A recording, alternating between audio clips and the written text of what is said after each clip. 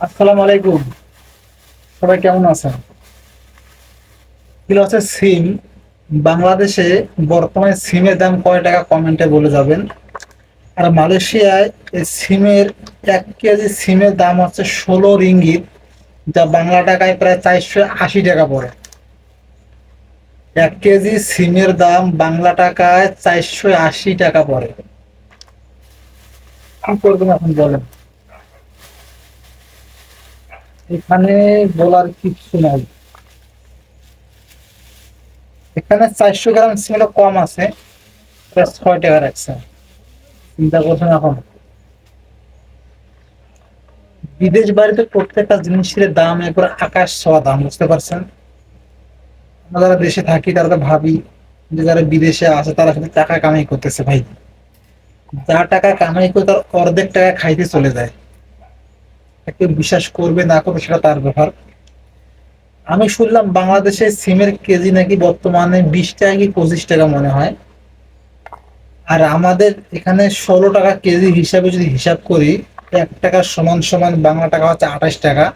তাহলে 16 গুণন 28 দেন, তাহলে কত টাকা হইতেছে? 480 টাকা হয় কেজি। চিন্তা করছেন এখন?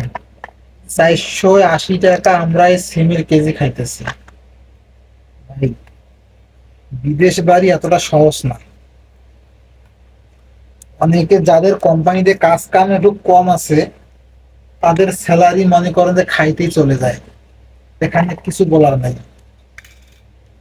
আর এই আলুর কথা বলি, এই যে আলু, দেশি আলু, এই আলুর কেজি হচ্ছে আপনার 8 টাকা কিলো, যা প্রায় 280 টাকা পরে কিলো।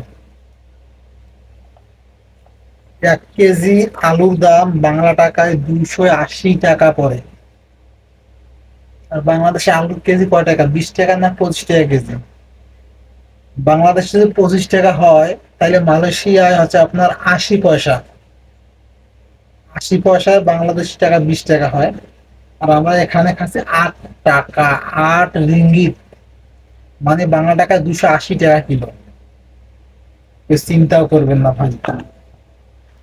এই সিম, এই সিম কি করবেন আর?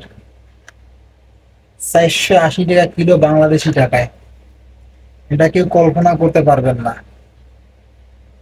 হোক, যেহেতু আল্লাহ পাক বিদেশ বাড়িতে নিয়ে আসছে, কষ্ট হোক যাই হোক না কেন, খাইতে হবে।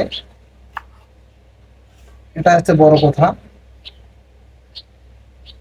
তো আপনারা যে যেখান থেকে ভিডিওটা দেখতেছেন, অবশ্যই ভিডিওটা সবাইকে দেখার সুযোগ করে দিবে। যে যারা মালয়েশিয়ান প্রবাসী আছে তারা বাংলাদেশি টাকায় 480 টাকা দামের সিম কিনে খায়। 1 কেজি সিমের দাম বাংলা টাকায় 480 টাকা। তারা সবাইকে দেখার সুযোগ করে দিবেন, সবাই যাতে বুঝতে পারে যে আসলে প্রবাসীরা কিন্তু কিরকম ভাবে চলে।